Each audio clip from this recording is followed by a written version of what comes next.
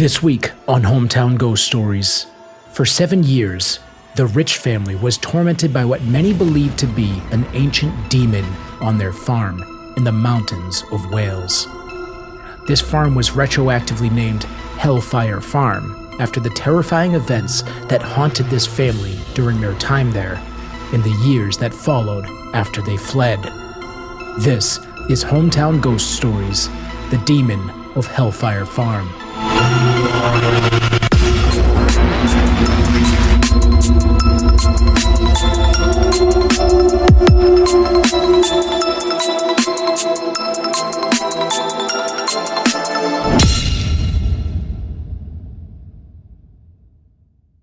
Hometown Ghost Stories contains serious and often distressing events and is not intended for all audiences. Viewer discretion is advised. Hellfire Farm, 1990. Liz sat on the couch, rubbing the swell of her pregnant belly. She had her feet up and chair reclined, but still couldn't seem to get comfortable.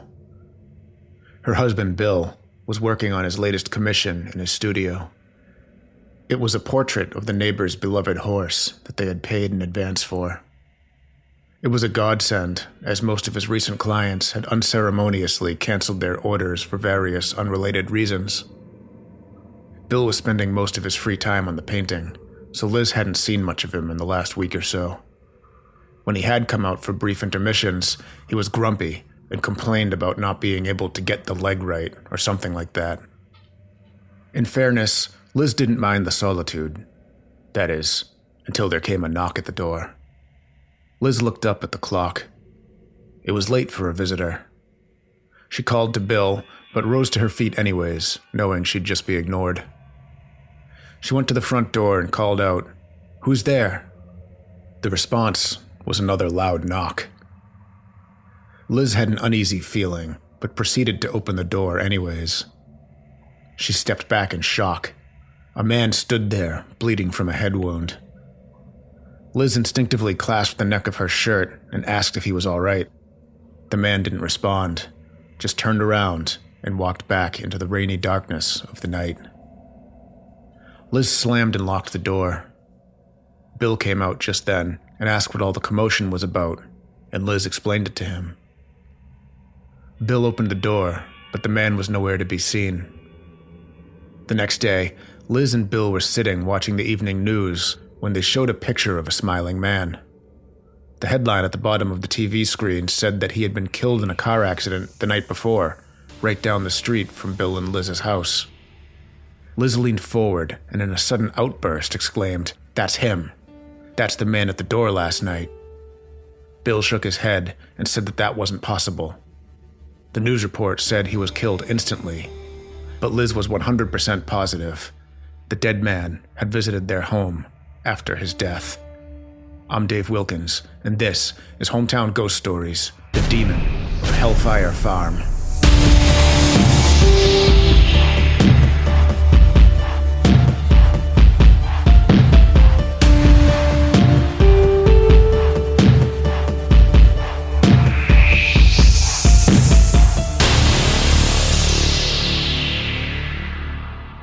The Brecon Beacons, or Bennai Brechinnog in Welsh, is a mountainous region in Wales.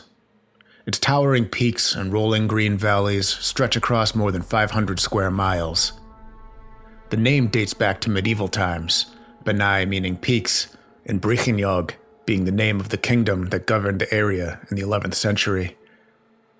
Civilization in Brecon Beacons predates the Roman invasion of Britain when the area was occupied by a Celtic tribe known as the Britons, most notably King Arthur, if he actually existed. Hellfire is one area in the Brecon Beacons with a curiously dark history. It's believed by locals that at some point in its history, it was used for witchcraft and blood magic. The name Hellfire means road to the peaks, and today, there sits a seemingly innocuous farmhouse. But this house isn't as harmless as it may appear to be. The house itself has a very disturbing history.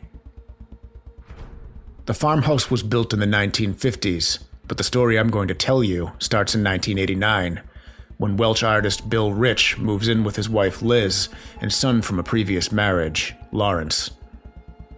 As Liz was expecting their first child, the couple thought the isolated farm would be a perfect setting to start their family and raise livestock. It would also be a great place to inspire Bill in his artwork, or so they thought. The events that led the family to live a nightmare for the next 7 years would begin as soon as they move in. One of the first days after moving in, Bill was out walking the dog when he stumbled across the ruined foundation of an old building.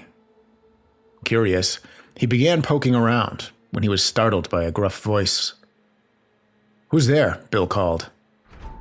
Bill spun around to see an old sheep farmer standing by a tree. Bill introduced himself and informed the man, who introduced himself as Mr. Thomas, that he and his wife had just moved into the farmhouse at Hellfire. The man glared at Bill for a moment before speaking. "Nothing good at that evil house," the man said. "It's built on cursed ground," he added. Bill listened with skeptical amusement as the man went on about Celtic witches and human sacrifices before cutting the man off, thanking him for the information, and heading back to his pregnant wife. He spared Liz the disturbing details of the encounter.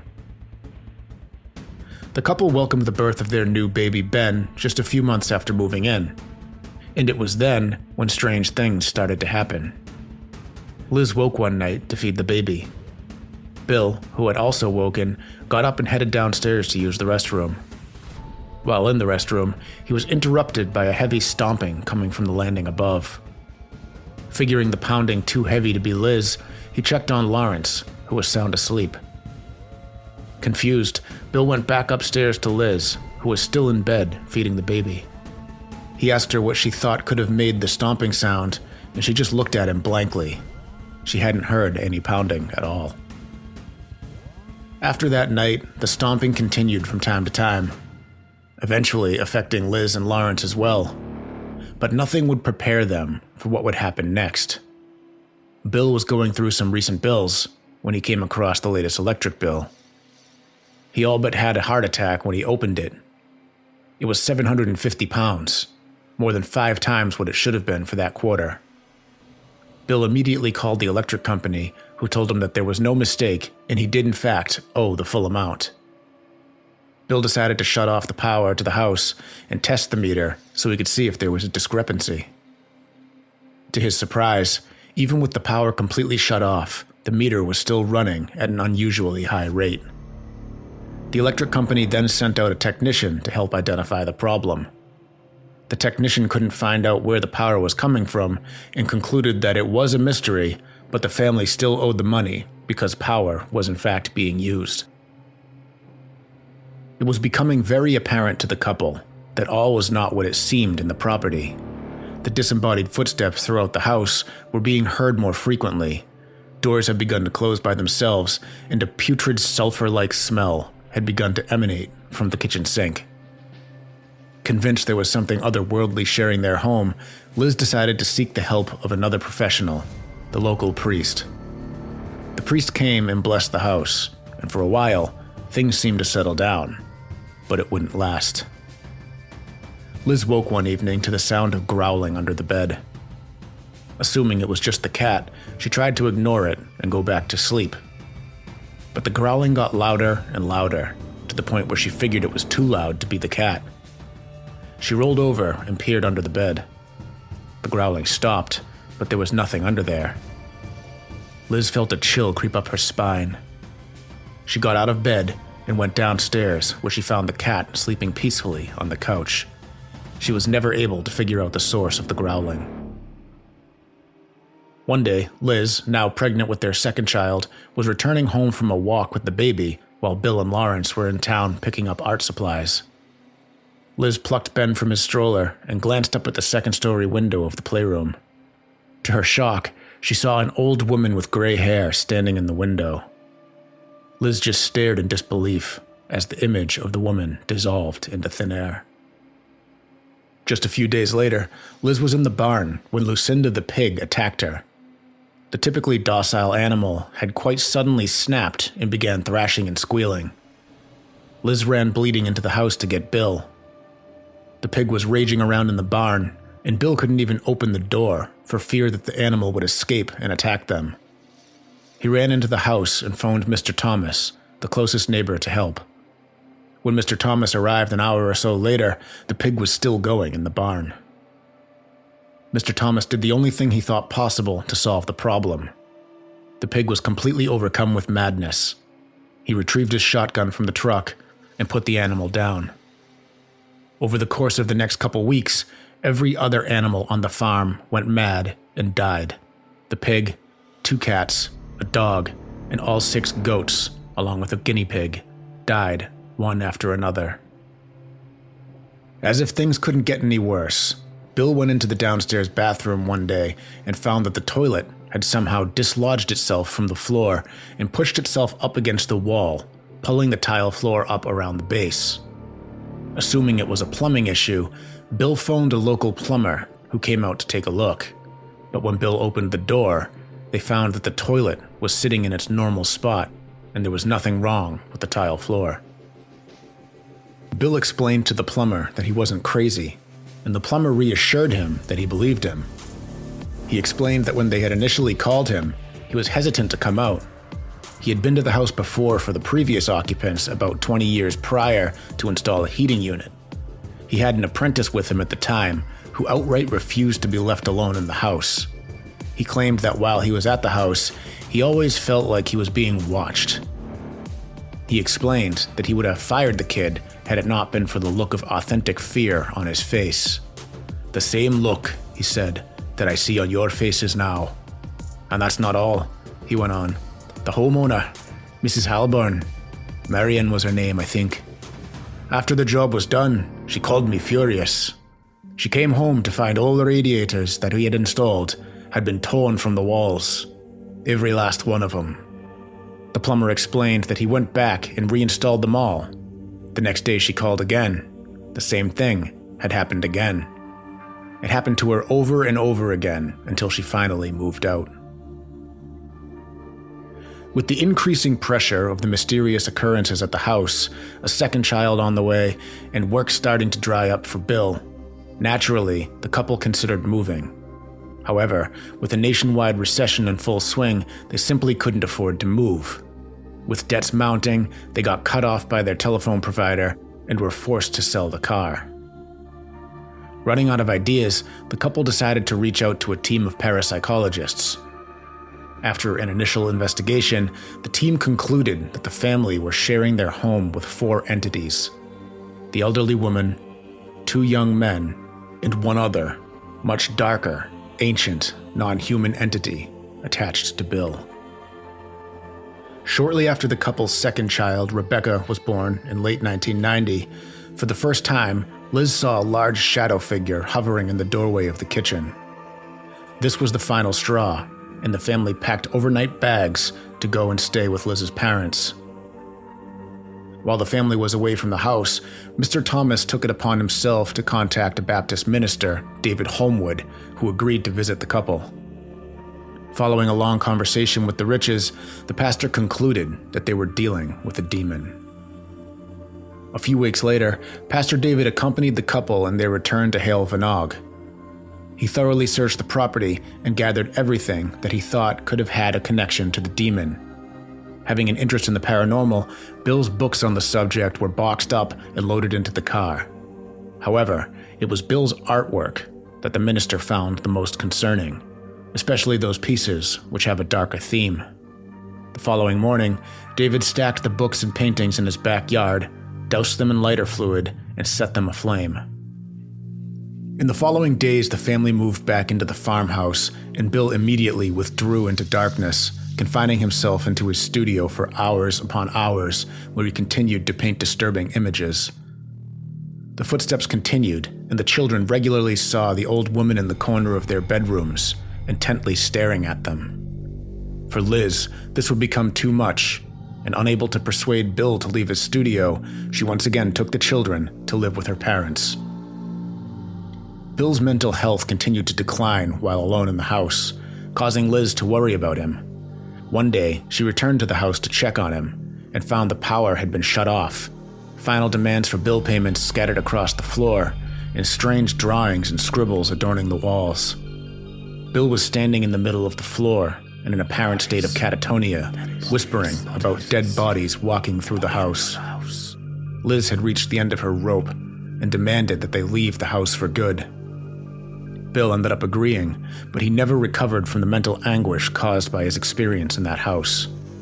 The couple ended up divorcing shortly after leaving, and shortly after that, Bill fell sick and passed away. The farm is now known as Hellfire Farm, after the horrific occurrences during the 7 years that the Rich family lived there. The demon attached to Bill presumably left the house with him, but the other spirits believed to reside there may very well still linger behind.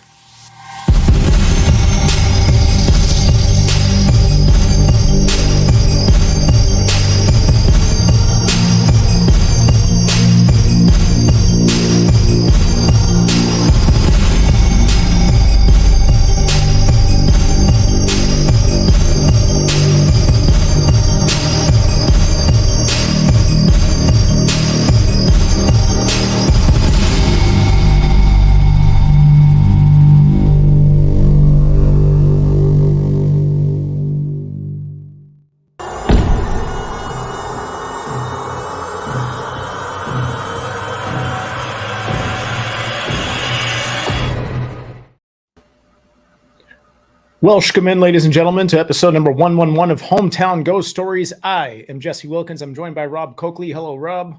I think the only fitting thing to do for the rest of this episode is Dave has to do it in the accent. For the you want to bring an accent into the actual story as you're telling it, into the pre-produced section. During the discussion, you have to use the accent for the whole duration. We don't make the rules, but that's the rule. And we're joined by Dave. Hello, Dave. Hello. There we go. Perfect start. Perfect start. Speaking of a perfect start, Papa Squatch gifting 20 Hometown Ghost Stories memberships right off the bat. We love you, Papa Squatch. You're an absolute legend, and we cannot thank you enough. But welcome in, folks, to our 111th episode. We are in a whole different country, going to Wales, and this story is a crazy one with a whole lot of layers, and I'm excited to hop into it. Right off the rip, Matthew Thomas coming in with another 10 Hometown Ghost Stories memberships being gifted. That means I think we unlock a brand new emote slot, so let us know what you guys want to use for an emote there. But a lot of new faces in here today. We do appreciate everyone for hanging out. We hit a brand new high once again for concurrent viewers. That is you, Mr. Or Mrs. D. Salinas, we welcome in, and then we had a couple other ones that were brand new to the chat. It's always good to see that, and that's starting off the show just the way we want to do it. So excited about that very much. Thank you so much. Yes. Soph in chat asks what year this is. This took place in 1989, and it went through 1996 when they finally moved out. I saw somebody else ask in chat what took them so long to move out. This was during a recession, and also Bill was struggling selling his art, and they financially couldn't afford to move out for a long time. Probably because he was struggling to paint legs. He was struggling to lift the bill that was 750 pounds. Yeah, we're going to get into that. So the story that we just shared with you for the first 15 minutes of the episode is about a third of the story that actually happened, maybe less. So there's a whole bunch of meat to get into in this story. There's a lot of really wild things that happened there, in addition to the stuff that we already told you. They call this the Welsh Amityville because of how similar it is to that case, with obviously some variances. But this one is pretty crazy. And if you're ready to get into it, you guys, we can do that. I don't know if you had more preamble to get to, Jesse. No, I tend to make that last way too long. Yes, that's fine. So we'll get right into it then. But first things first, this episode is dedicated to the great Anna Campbell, VIP patron for so many months. We appreciate you very much, and thank you for all of your patronage. Hell yeah, Anna. Getting into it. All right, so this story actually starts out in Egypt a few years before 1989. So the Egyptian god Horus was the Egyptian sky god and the pharaoh of Egypt. He was the only child of Osiris and Isis, two central deities in the Egyptian pantheon. He would avenge the death of his father and become the pharaoh of Egypt. What does this have to do with Wales? Egypt is what is happening right now? North Africa, and Wales is Western UK. The reason that this is relevant, we know you're bad at geography, but what the fuck is going on right now? I just crushed that geography. For some reason, it ties into the story. It actually does. It actually does. So a few years before they moved on to the Hellfire farm, Bill, Liz, and Bill's son Lawrence visited the pyramids. And after venturing to the structure's burial chamber, Liz witnessed these tiny lights like lasers shimmering on the walls. And right around the same time, Bill and Lawrence both were overcome by this horrible feeling of dread, to the point where the three of them had to run as fast as they could to get out of the pyramid. And when he was asked about it after the fact, Bill said it was fucking horrible. That was his quote. And he couldn't really explain the feeling. But following this, he was having nightmares, and these nightmares lasted into their time at the Helvanog farm. And the nightmares were, he was plagued by a beaked or hooked-nosed feature resembling the Egyptian falcon god Horus. That's the god who supposedly guarded the tombs of the dead against unwelcome visitors. Now, there's one thing that you can take away from this if you're familiar with how the Catholic Church operated after the Roman Empire, is they basically took every foreign deity from every religion and rebranded them as false gods or demons. So if we think that there was something dark on Helvanog farm that attached itself to Bill, some people think that it might have come from that Egyptian pyramid that they were at that one time. Yeah. Now, I'm not ruling that out. And I feel like that's kind of a go-to when people go into Egypt. They're like, oh, I must have gotten a curse from Egypt or from these pyramids or whatever. It's a very common thing. I'm not ruling out that it could have been a possibility, but the way it ties into the hauntings that happened at this farm, it doesn't add up to me. Now, I understand if you see the thing with a bird head or whatever, it was actually a pretty terrifying description of a demon. It was like the 6 foot tall ghost or spirit figure. It was this 6 foot tall thing. It had a bird's head basically with the beak, and there was other images where it just kind of had a beak for a nose or whatever. It does kind of look like the a bird Egyptian 2 god. times the size of Dave. That is terrifying. It is. So I can understand where you get that just from the look of it, but as for the rest of the hauntings, where they think it originated from, whether it was a murder that took place or a different kind of violent act that took place at this farm, it just doesn't really make sense as to why it would be an Egyptian curse. I feel like that's kind of just that was kind of like their excuse, because they didn't really have a reason besides that. But to me, I don't buy into it came from Egypt theory. Right. That was one of the theories. There are several other theories that we can get into later, but that was just one of them. And it's kind of the first one that kicked off the situation before they moved into the Helvanog farm. And then when they did move into it, the same description that she gave for the lights in the pyramid was also happening surrounding the Helvanog barn. So that's why they think that the one thing may have come, whatever is haunting there may have come from that pyramid. So you can't rule it out. It's possible. It is. The family moves to Helvanog farm in 1989. And just a quick recap is they meet this guy at these old ruins, and he tells them that the house was built out of gravestones from the cemetery at those ruins. So, or the foundation of the house was. And we see this a lot when we cover different haunted houses that have the stone foundation, is sometimes they're built out of gravestones that they just find. So that's something that you probably shouldn't do if you want your house not to be haunted. And it's another one of the reasons that they think this house could be haunted.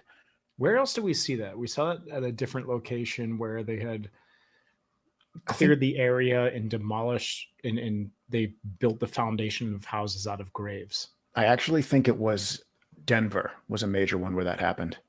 Huh. So, not recommended.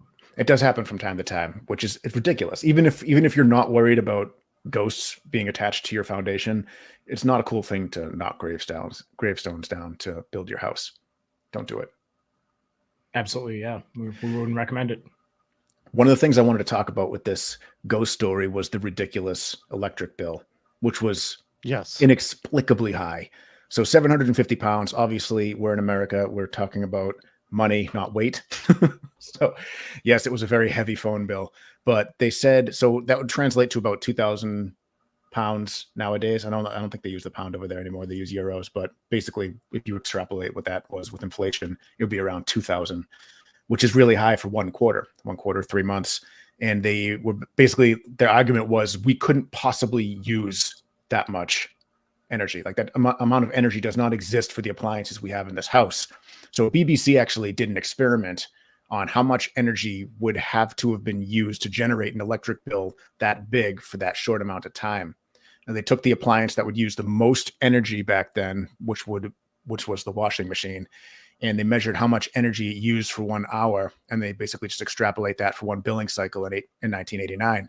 So the washing machine used about 0.457 kilowatt hours for an hour. They multiplied that by the price per kilowatt hour in 1989, which was 5.124 pence. And then we're right with you. Yeah, just stay with me. Basically, long story short, anyone who's an electrician will be like, "Oh yeah, I understand all this. This is interesting." They basically see how many times that goes into 750 pounds, and this tells us how many,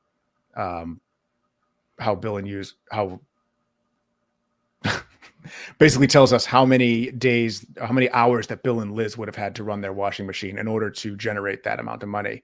And it came to 31,250 hours, which would be 1,302 days. So in order for them to generate a bill that high, they would have to run their washing machine nonstop for 1,302 days over the course of 92 days. All right. Have we ruled out the idea that they were possibly running an underground secret laundromat inside their house? And then they get their bill. Like, I don't know.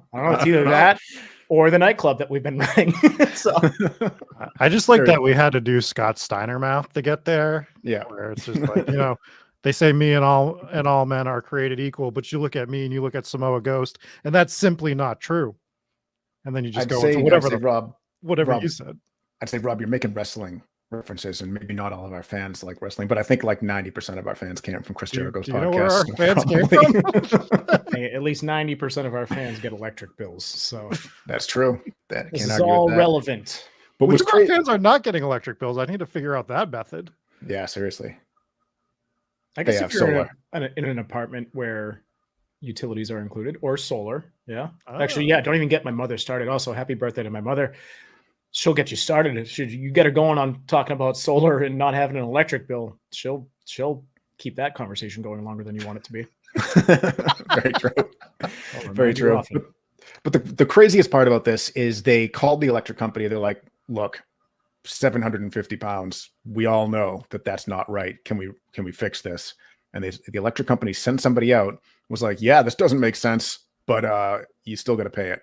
But the power is still being used, or the energy is still being used. And they had actually checked the meters. And while they had everything they basically killed all the electricity in the house, and the meters were still reading like full power or however those meters work. And they were like, yeah, this isn't adding up, but sorry, you're going to have to pay it anyways. Yeah. Crazy. So that was one of the first hauntings that happened at this house that was peculiar. They didn't consider it to be anything ghostly at the time, but as more and more things started to accumulate, the longer they lived in this house, they started retroactively looking at that, saying, oh, maybe there is something paranormal that's making this electricity go crazy. So some of the other things that happened earlier on was they hear the stomping around upstairs, and they could never figure out what the stomping was coming from. But when they started to suspect that the activity might be demonic, they thought that the stomping was the demon, and there was also shuffling foot noise that they would hear. So sometimes they'd hear the stomping, sometimes they'd hear the shuffling of feet, and they attributed that to what they believed was the old woman that made her appearance present in the house. Now I think the stomping was the demon itself looking at the electric bill. Maybe. Being like, what is happening here? It does sound like what I do when we get a big electric bill, just stomp around the house. I know. Our electric bill went up too recently. I stomp around the house and be like, how could this be? And then I look around my office and there's just a million lights going on and 7 computers running at the same time. I know. God, who's doing this? Kids, are you leaving the TV on? We had to build a nuclear plant just to run our 3 setups here. Yeah, I stomped my way down into my underground laundromat. I'm like demanding answers like, hey, you running these things 24/7 again? Yeah. Is my feed messed up again? I got comments coming in. Yeah. It's They're in there. Keep going. I mean, it's better than it was before. So let's just keep All powering right. through. This is unfortunate. Anyways, so while we're on the topic of the old woman, Liz claimed to see this apparition on 5 different occasions. Now, she never told the kids because she didn't want to alarm them, but little did she know, the kids also saw the ghost all the time, and they would always see her sitting in the chair in the corner of the room. The kids had no idea that she was a ghost. They just thought she was an old lady who would sit in the room and watch them from time to time. Literally just thought she was just like a babysitter or something. Yeah, they thought because their parents couldn't see it, or they thought they were seeing this old lady, and they had assumed that maybe it was like a nanny or some sort of situation where their parents hired them. But because their parents never said, "Who's that old lady?" they assumed that the old lady was supposed to be there. Because if the old lady wasn't supposed to be there, the parents would have said something.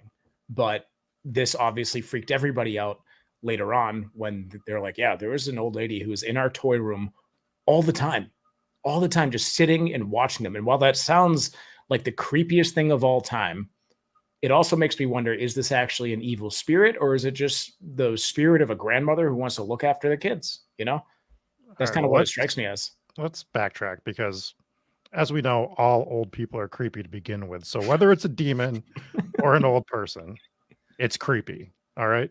Right. I agree. And I'm sure, but the other thing is, and because we do say, yes, it is creepy. Yes, old folks, you know, they can be creepy. All of them. And, but at the same time, if the kids were scared of this old woman, they would have said something sooner, right? Mhm. So I feel like this must have been a kind spirit or a comforting spirit to a point where the kids aren't creeped out by the old lady who's just sitting in their toy room.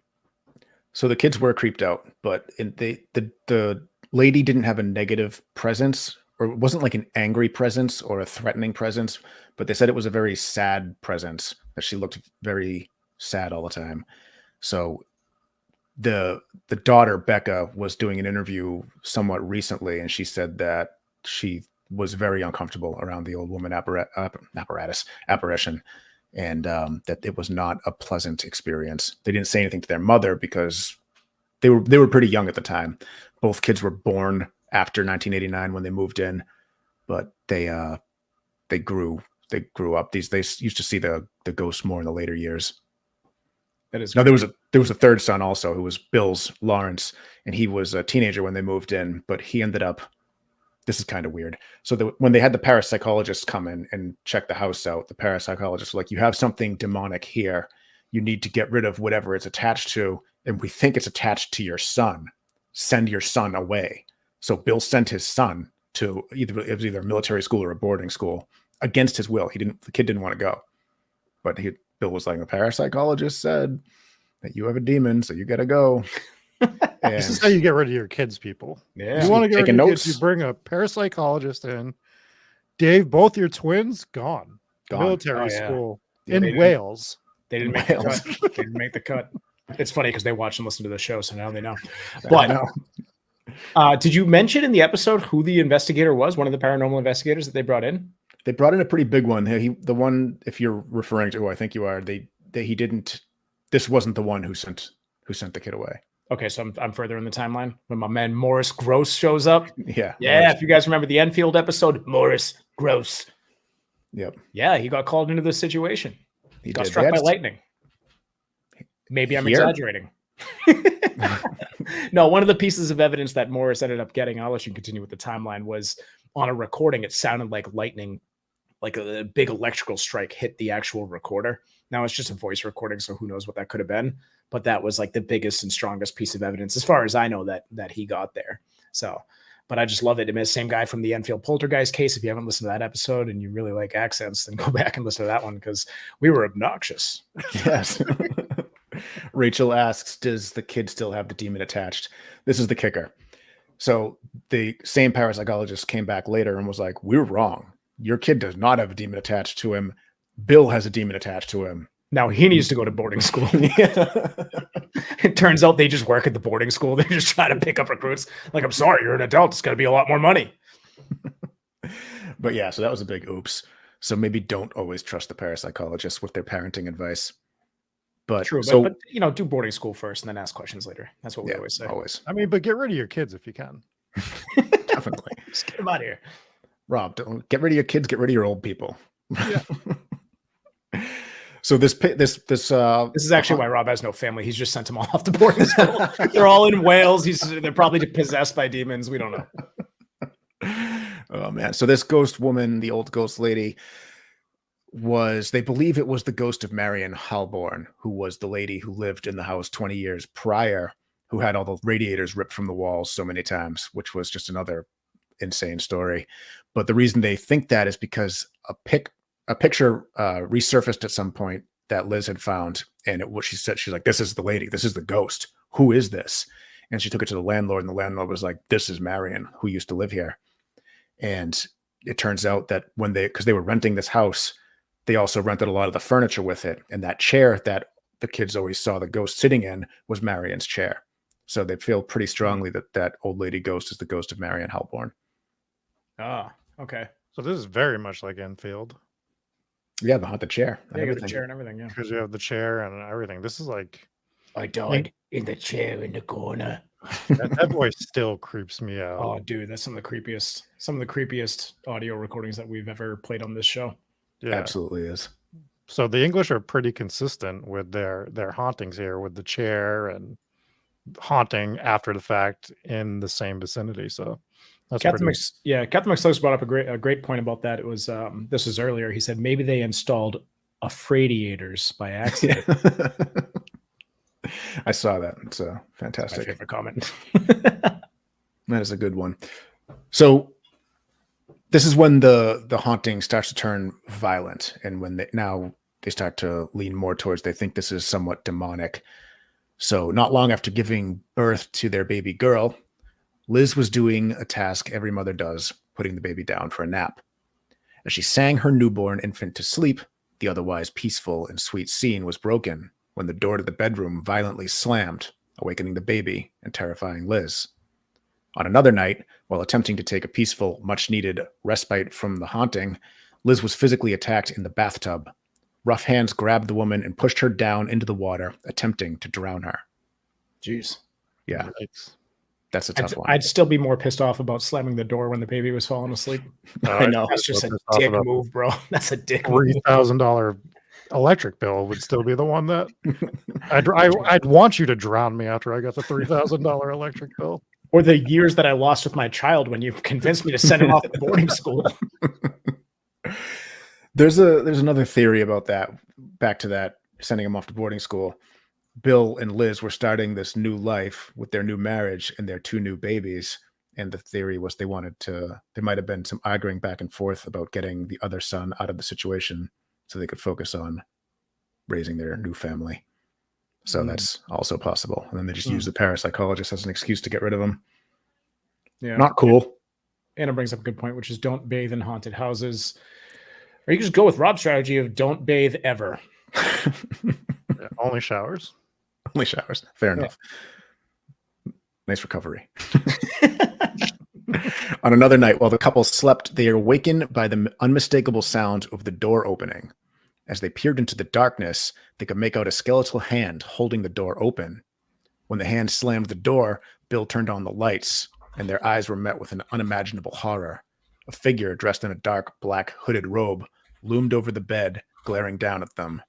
It only vanished after they both let out blood-curdling screams.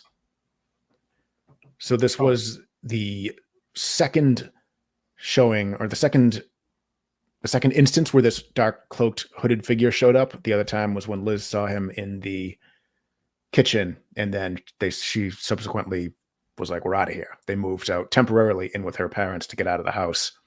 And that was when the neighbor, Mr. Thomas, came in and brought the priest, David Halborn, to possibly help out with the situation. And the priest, Halborn, was it Halborn? No, I got the name wrong. Let me pull that up real quick so I don't get things wrong. I don't have it in front of me. The priest's name was David something, and he basically came in and he was like, he wanted to collect everything that possibly could have the demon attached to it and stack it out back and burn it. And that was including all of Bill's books on the occult that he was interested in, and also all of his dark paintings that he had made. Yeah, you see this, and Ed Warren talked about it a lot. Mark that off your bingo cards, which was whenever they would go into a situation, it wouldn't just be, oh, you bought that creepy artifact from a yard sale. This might be tied to the occult. This might be what's bringing a dark presence. He would purge everything from the house. Any books on the paranormal, any kind of pentagram, like any kind of thing that wasn't holy. They'd be like, get all of this stuff out of the house. So my entire living room would be gone. My entire office would be gone. I have nothing but haunted, stuff about haunted stuff all over my house. That'd be upsetting. But that was part of the strategy with purging the house, because it was like, even if you do get rid of one haunted object, it may have binded itself to others. That was kind of one of the theories at the time. Yes, it is. And that's what they did. So this is when the pigs freak out, the pig freaks out, and then all of the animals subsequently die. This is weird.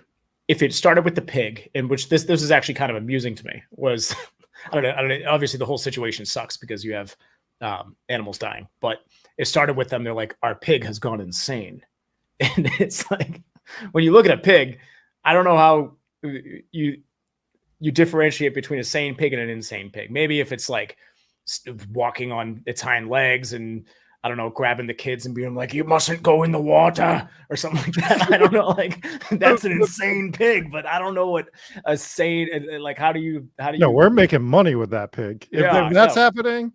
Yeah, we're going on the road, man. Charlotte's Web situation happening. We got, or traveling Babe. Circus. Yeah, we're calling PT Barnum, like getting that whole situation going. I have an insane pig.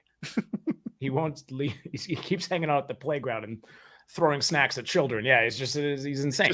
He just keeps playing extreme sports. Spends way too much time at the public library. That's what insane people do, right? So yeah, that is concerning. But what the scary part of that story is, and the sad part of that story is, and what Dave was saying, and your note looks better now, but as I say that, you look frozen again. But the pig died, and whatever this thing had transferred around to the other species, and that doesn't typically happen with most animals, depending on the illness, I would assume, where all of the livestock start acting weird and then dying. So it's a concerning thing for sure. Dave, how are we looking? I don't know. You tell me. You sound good for now. Go. Story. All right. We're going to quickly segue into the horse painting. So I referred to this in the beginning, very opening story, that Bill had been painting this picture of a horse. And what happened was Mr. Thomas, the neighbor, commissioned Bill because Bill was not, he was struggling with work. People were canceling his commissions, his art pieces. And he was a pretty big deal. He was doing pieces for, I think Sylvester Stallone was one of his clients, and he was making a lot of money with his art. So when people started canceling, then he started really struggling. So the neighbor, basically out of like just a gesture of kindness, comes over and was like, this is our beloved horse. We'd love to pay you to paint a portrait of him. So Bill says, all right, great, let's do it. And he picks out a spot near the property. They were neighbors, so they kind of like shared property, and they shared a whole bunch of land basically. And he picked a spot and was like, this is a good spot. I'm going to paint the horse here. But he struggled with the horse painting because he just couldn't get the back right leg right. It looks weird. He kept saying, it looks like a little kid drew it. Everything else looks great. And all I picture is like that meme where you have like the front of the horse that looks really good, and then it ends off with like a pencil sketch drawing. And he couldn't get it. Finally, his wife Liz comes over and says, it looks fine. It's perfect. They're going to love it. And they did love it. He gave him the picture and they paid him, and everything seemed good until a short while later, he gets a phone call from Mr. Thomas, who was not happy. And he says, my horse died suddenly. Like his leg broke, and he basically died from the infection that was caused by the actual horse. The actual horse died. No, Jesse, the painting of the horse died. I literally thought in the painting, you meant he was pissed off about the painting because all of a sudden the painting changed to the painting of a dead horse. I'm like, that's the coolest story I've ever heard. Yeah, that would have been cool. But no, the actual horse, unfortunately, passed away, and it died from an infection. And Bill said, I'm so sorry to hear. And he said, you should be, because it died in the exact spot that you painted for the background. That spot that you picked, he died in that spot. And Bill said, never hold the painter accountable unless the horse was murdered in that location. How'd the horse? Do you know which leg broke? The one he couldn't paint. Yep. Still not his fault. Like, how is that the painter's fault? It's always the painter's fault. From my personal experience, if you know painters, they are the worst people in the entire world, and it's always their fault. For all of the painters listening, he's only saying that because Dave does do painting as a job. Yes. So, yes. When searching for help, Liz contacted a number of medium spiritualists and clergy. When they visited, they picked up on some unnerving history that occurred on the property. According to them, the cause of the haunting came from three sources. One was the desecrated gravestones, which they were already aware of. And then second, a vicious murder that took place in the property. In 1848, a young farmhand was killed by a friend who hit him in the head with an axe and buried him on the property. Now, this story has an interesting wrinkle in it where the kid, so I think later on in the investigation, somebody like a medium made contact with this, the murderer's spirit. Did you hear about this, Dave? No. Okay. So when she made contact with this kid's spirit, he was basically like, he was all torn up about it. He's like, he was my friend. And he's like, I was blackmailed into doing this.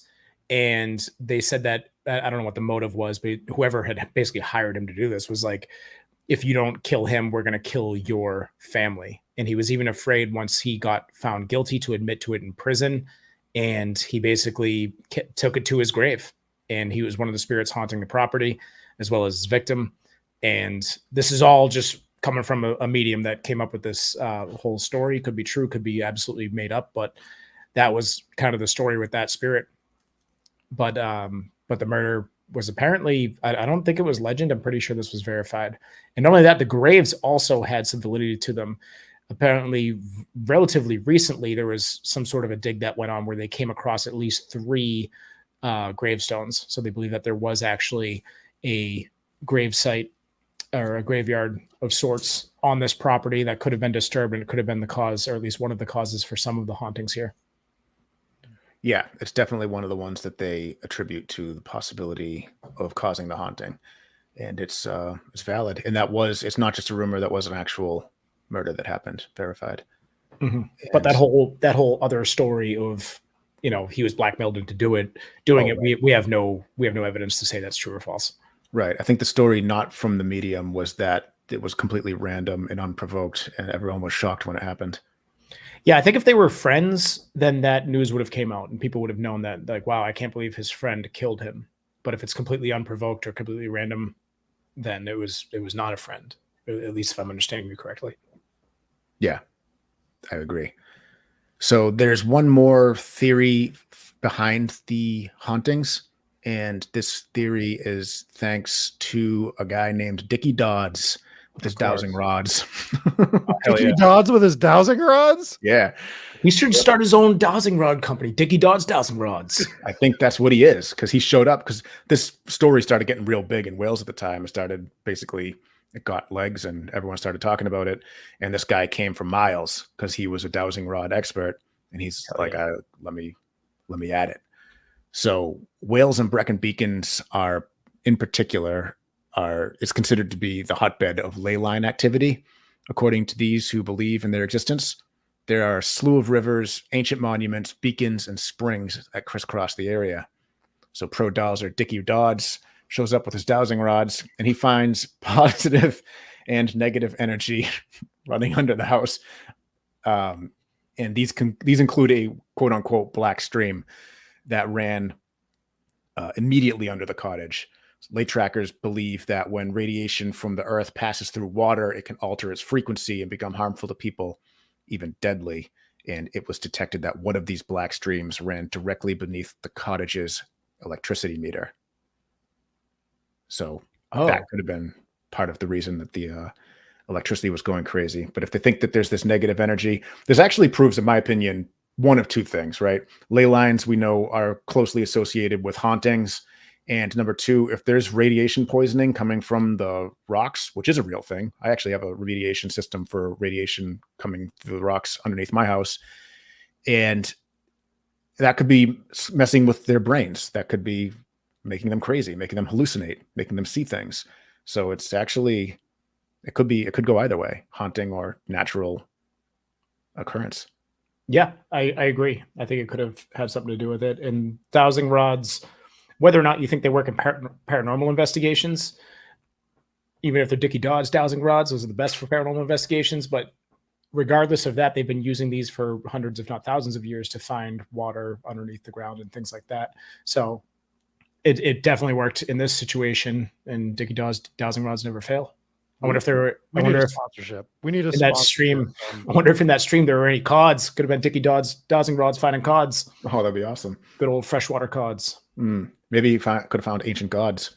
Oh, ancient gods with Dickie Dodd's. Dickie dowsing Dodd's ancient gods. Yeah. All right. Well, Steph You is a knew this mod. was going to happen. Dickie You knew Dodd's this was dowsing gonna rods. Steph A the mod.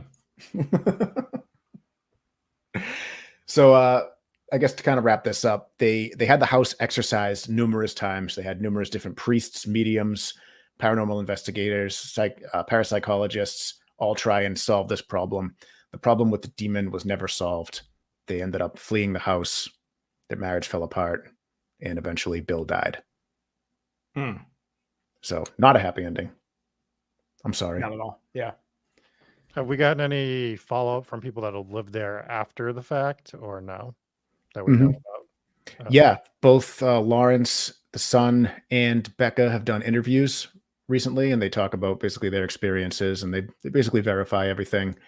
No, there's nobody out there saying that any of it was bullshit, but it's there's a really good multi-series podcast on it from BBC called The Witch House. Highly recommend it. It was excellent, and I got a lot of this information from that. Yeah, it's a wild story. It's got a lot of layers. There's a lot of different things tied to each haunting. A lot of podcasts go very deep into these things, so it's definitely worth checking out.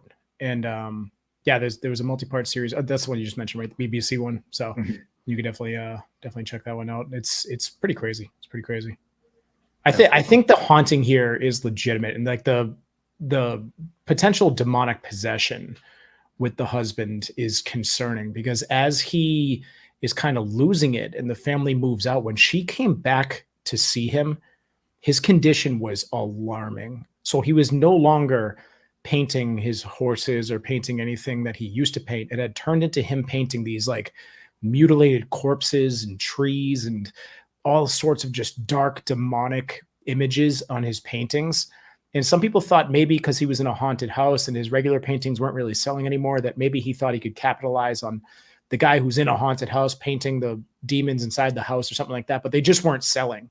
And he was losing it. He wasn't eating. They said when she came into the house and found him in the condition he was pacing around the house, mumbling to himself, talking about dead bodies, the dead bodies, the dead bodies, just in an absolute trance, not paying attention to anything, just wandering around the house, just murmuring about dead bodies.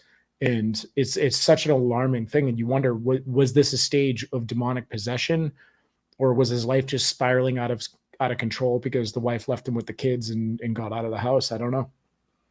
This isn't the first time we've heard this type of story. Some of the details are a little bit different, but the timeline like kind of adds up. This is Amityville, right? Like this really reminds you of Amityville for a lot of it. And there's another story. God, I wish I could remember which one it was. Jesse, I think you covered it, where it was the same thing until the wife finally just pulled her and the kids out of the house. Oh yeah, the Summerwind Mansion. Very similar. Summerwind Mansion. Yeah. It sounds just like the Summerwind Mansion. So we're seeing consistency amongst these types of stories where it's infecting one of the parents. Usually it's been the dad, but I think we've had some where it's the mom as well.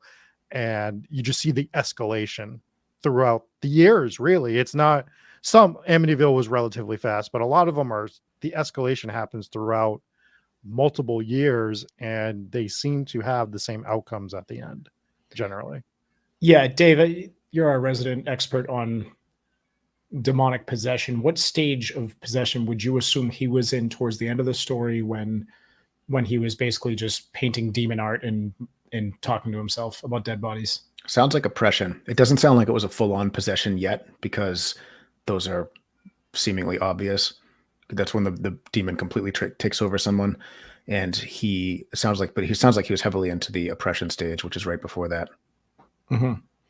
Yeah, and I don't know how much I buy into just having an interest in these things really played a role in this when they said like, oh yeah, these books on the occult and you had an interest in the occult. I don't know, maybe it would open yourself up to it a little bit depending on how seriously you take that stuff, and I guess it depends on what you have those books for, but I wouldn't rule it out, and I guess it could have played a role. But it feels like it's reaching, right? We talk about this. It's like you're reaching for any answer, especially if you're skeptical or just trying to come to some sort of logical conclusion. Like, oh, he has books on the occult. He must have invited it in. Basically, it's like I have books on stuff that I just find interesting. It doesn't mean I'm trying to fly away in a spaceship. Kind of, but all right, put it this way. A few years ago, when you had a massive addiction to adult magazines, the first thing me and Dave did was we went into your house and we took out all the adult magazines, right? Where was I buying adult magazines in 2022? 1989. Yeah, I was time traveling to get these, Jesse. Yeah, when you were 23 years old in 1989, we came into your house and we put our foot down. We're like, enough. 2-year-old Jesse was like, enough. I was still taller than Dave. But yeah, that is the Hellfire Farm haunting. Very scary. Yeah, they put a scary name on it, so they definitely branded it correctly. They sure did. Yeah. What was it called before it was called Hellfire? Hailfanog. Still scary. It's literally the same thing. It's still the same words you said, just with an accent. It means road to the peaks. It's just talking about mountains. All right. Peak demonic possession. Oh shit. Yeah, look at that. Mm-hmm. Well, when I first heard Hailfanog, I was like, oh, that must mean hellfire in Welsh. That's what it sounds like, right? Yeah. That was literally what I thought was going to happen there. Yeah. It's not. All right. Do we want to get into some 5-star reviews? Yeah, let's hop into it. All right. This first one is from Nathan's Girl, titled Love This Show.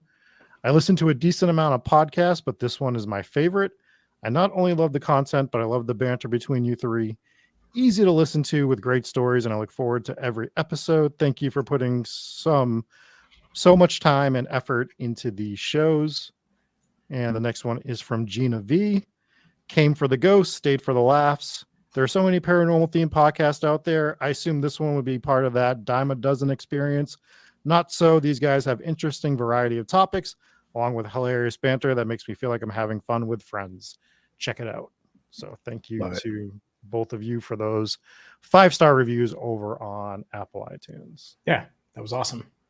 Let's thank our patrons real quick for the VIPs. We have Dave D, Kate and Steve M, Blazora, Glitter Tees, Cami from Washington, Jennifer P, Dakota G. We have Nick, Donnie N, Inspires Gaming, who also just had a birthday. Happy birthday, Inspires Gaming.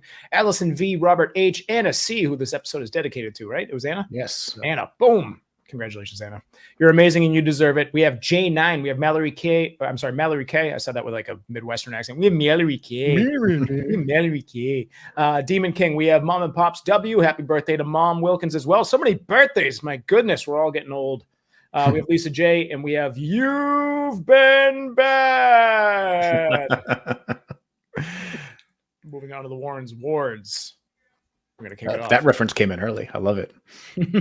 We have Nefarious Chad Poles. We have Wahini Pirate. I Hate Rob. Eugene M. Arcade Hunters. Siobhan Not Sharon. Kath Q. Liz Young. DC. Chris Connolly. LBPS founder. Next. HTGS guest. The other Rachel B. Sarah Cook. Stitch Kitten. Ambi Rose. Janice G. Lily. Rachel B. And we have Dave's internet be like bzz, bzz, bzz.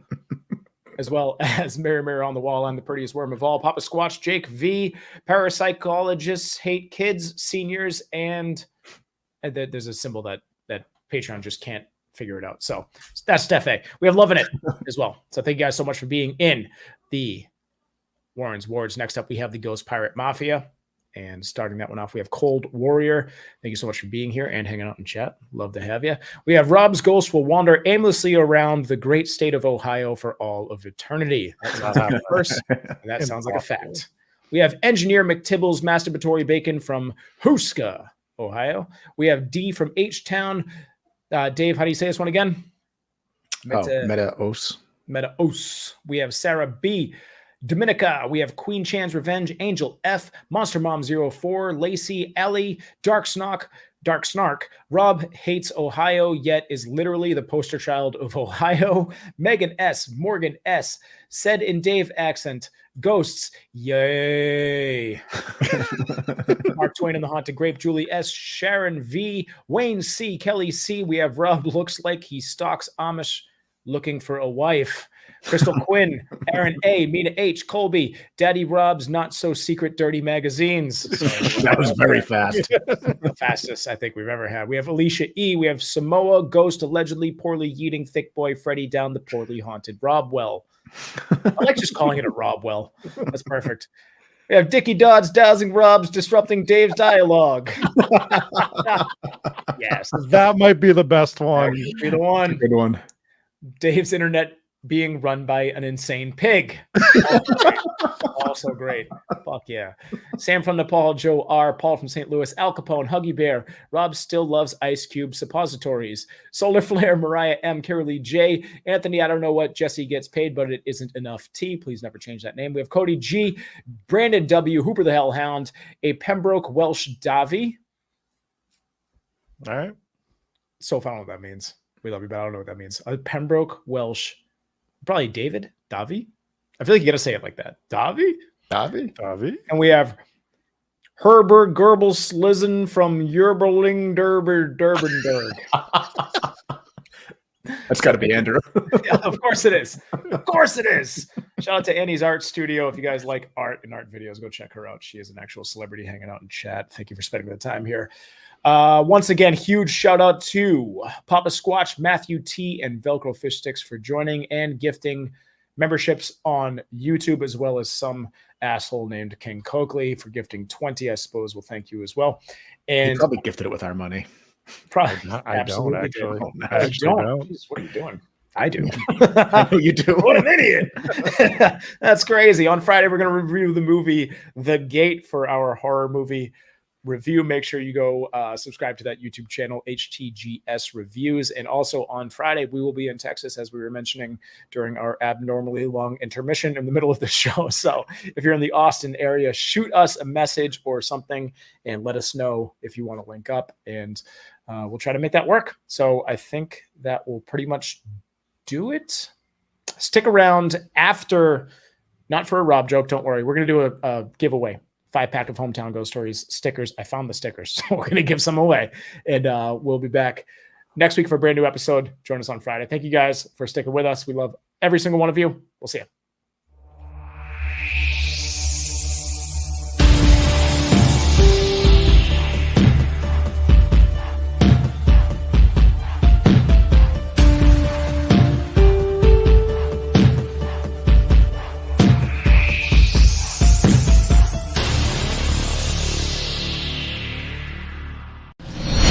Hey guys, thank you so much for watching another episode of Hometown Ghost Stories. If you like this video, be sure to hit like, hit subscribe, and turn on that notification bell so you can see exactly when we go live. Spoiler, it'll be every Tuesday at 9 p.m. Eastern Standard Time. And I know what you're thinking. We're all thinking it.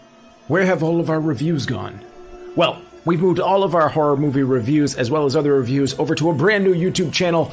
It is brand new, it is small, it is thirsty for new subscribers. So, if you like horror movies, if you like horror video games, horror TV series, even horror books, swing on over to HTGS Reviews and drop a subscribe on our brand new, pathetically small and starving new channel. Hey, it needs you, and we need you. Thank you guys so much for watching, and we'll see you next week for a brand new episode.